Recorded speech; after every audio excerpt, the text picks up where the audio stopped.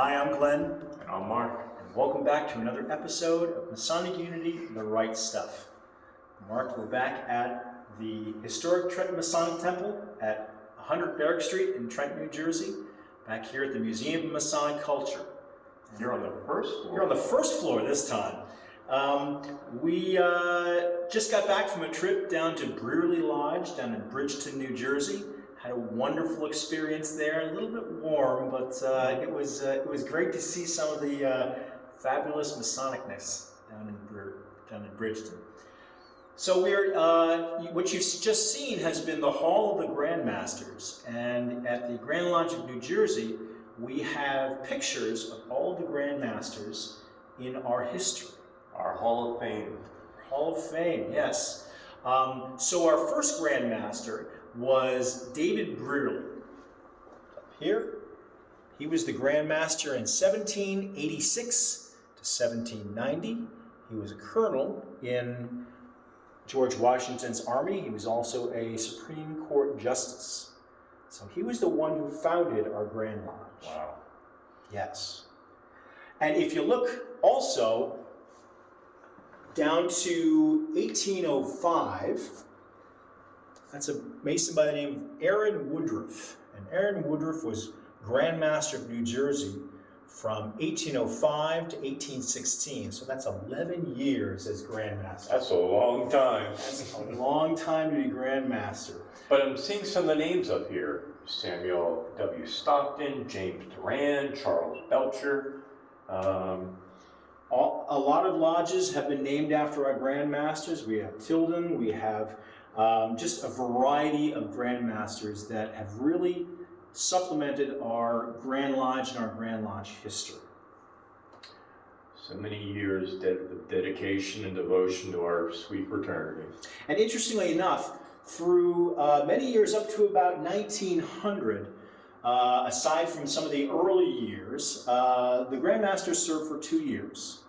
But from about 1904 to the present, really, it's been 1 year as Grand Master.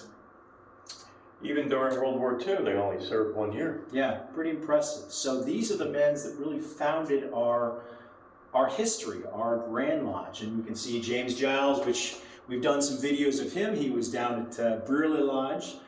Currently our Grand Master is Most Worshipful Leonard Vanderhorn. And we're going into our Grand Lodge session sometime in November. And so we will be bringing in our next slate of Grand Lodge officers.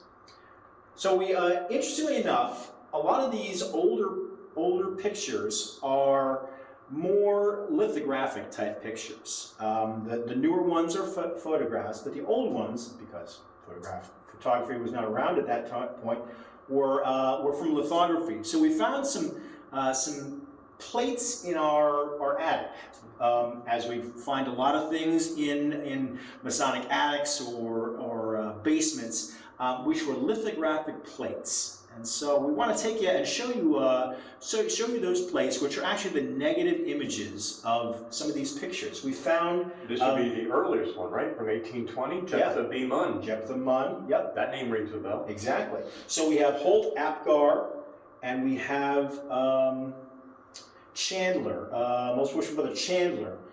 We have their lithographic plates, as well as Daniel Cox, who was a provisional Grand Master, who helped to get masonry off the ground in this area. So if you follow us down, we'll take a look at those lithographic plates. But please feel free to come down here and take your own tour of the Grand Masters. See which ones you remember, which ones are near and dear to your heart, and know that they've been here in your building helping promote Freemasonry. So interestingly enough, this is Holt Apgar. And you can see, I don't know if you can see it well in the picture. Yeah. It's actually the inverse. And lithography has been around for centuries. And it's typically used in printing of newspapers and posters and other ephemera. And what happens is that the negative is then covered with some kind of either a wax or an ink. and then a page is placed on top of it and pressed down, and that image, that negative image, is now a positive image. So we have these up from about 1900 up to about 1925, I guess. So these are actually something that you don't see around too often, but it kind of combines industrial engineering and combines masonry, all for one great product. Technology and masonry working together. It does, it does. So we thank you for coming along with us to the Hall of the Grandmasters. What do we say? Please make sure you like us down below, subscribe to the Rite Stuff Masonic Unity, and we'll see you again soon. Thanks and take care. See you soon.